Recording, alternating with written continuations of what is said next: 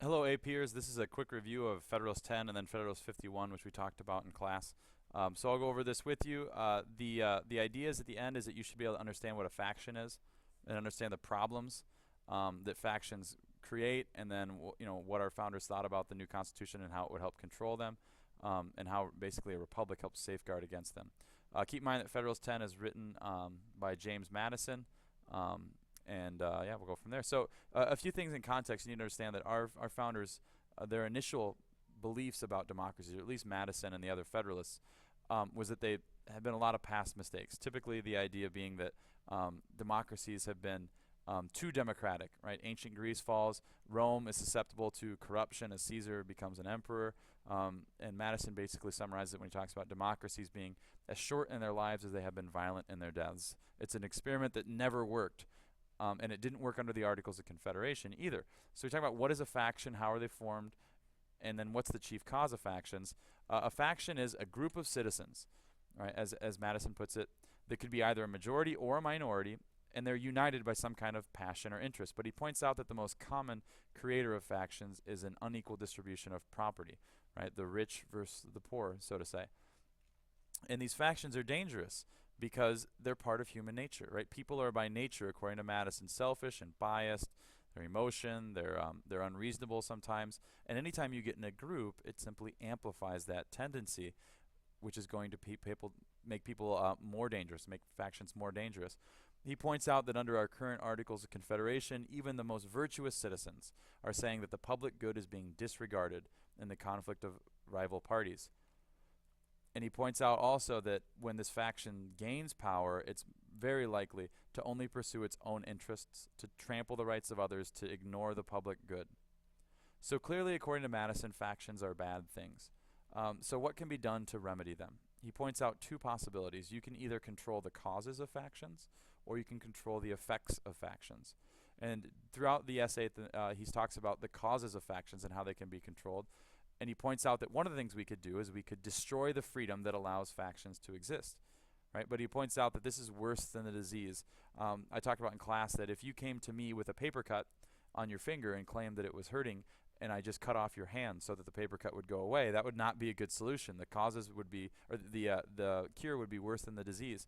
Right? He talks about how liberty is to a faction as what air is to fire. Right? If you're afraid of being burned in a fire, so you get rid of all the air, you're going to die. You need air to breathe. And if you get rid of liberty just because you're afraid of factions, then that goes against everything we fought for in the Revolutionary War. The other way you can get rid of the causes of factions is by making everyone have equal passions, right? Where everyone's the same and there's no difference. And these different opinions, he says, though, will always exist as long as people are free and the self-love exists. So that doesn't work either. It's inherent in human nature to create factions. So the only way that we can control them is by controlling their effects. So the rest of the essay goes on to try and make a statement about which type of government would be best at controlling the effects of factions. Right? One thing that's key to understand this is the idea of between a minority and a majority faction. Right? Minority factions exist when less than a majority desire something, right? And they're easy to control, right? Majority rule can easily control a minority faction. But the real problem exists when there's a majority faction, right? When they have a majority of the votes and they can impose their will and trample the rights of the minority. So what government can best control a majority faction? The first government that he talks about is a pure democracy. In class, we call that a direct democracy. And he points out that there are always spectacles of turbulence and contention. This is when the people are in direct control in a small government situation where people are in direct control in making decisions. And he says that these governments have been as short in their lives as they have been violent in their deaths. They've never worked. Shays' Rebellion, in the picture down here at the bottom, is a classic example of what can happen when there's too much democracy, where the debtors, the poor, rise up and eat the rich. He talks about small republics, right? And a republic being where citizens elect leaders to make decisions for them. But he points out that you're still going to find more frequent majority factions in a small republic, right? The smaller the number of individuals, the more likely that a majority is going to form and they can execute their oppression. So he finally concludes that the only real solution is a large republic, right? And in a large republic, there are a few benefits that you get that can help you control factions. The first one is that you get better representation. You get these enlightened statesmen, or if they aren't always going to exist, you at least get better elected officials, right? More people equals better leaders.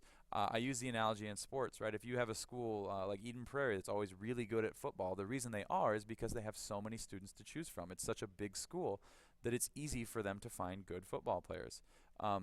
Also, the more people you have either electing or choosing electors or being elected, there's less corruption, right? It's harder to fool a bunch of people that are voting for you. It's much easier to fool just a few.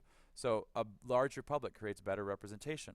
He also points out at this point that you do have to be careful to make sure that the government is not too close to the people, right? Because then you have this tyranny of democracy, but yet not too far away from the people so that it's distant.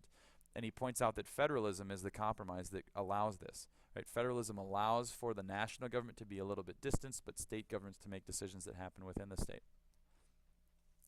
Another benefit of a republic is that it's harder to form a majority faction. You have a lot more diversity. Right? If you expand the sphere, as he says, then you're going to have a greater variety of parties and interests, and it makes it much more difficult for any one majority faction to exist.